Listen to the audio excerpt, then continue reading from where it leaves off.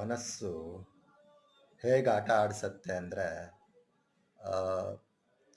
ಎಲ್ಲೋ ಒಂದು ಆ, ಯಾವುದೋ ಬಾಡಿ ಬಿಲ್ಡರು ಯಾರೋ ಸೆಲೆಬ್ರಿಟಿ ಜೊತೆ ಒಂದೋ ಎರಡೋ ಫೋಟೋ ತೆಗೆಸ್ಕೊಂಡಿರ್ತೀರ.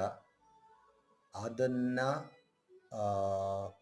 ನಾವೇ ಸೆಲೆಬ್ರಿಟಿ ಆಗಿಬಿಟ್ಟಿದ್ದೀವಿ ಅನ್ನೋ ರೇಂಜ್ಗೆ ಬಿಲ್ಡಪ್ ಕೊಡ್ತಾನೇ ಇರ್ತೀರ.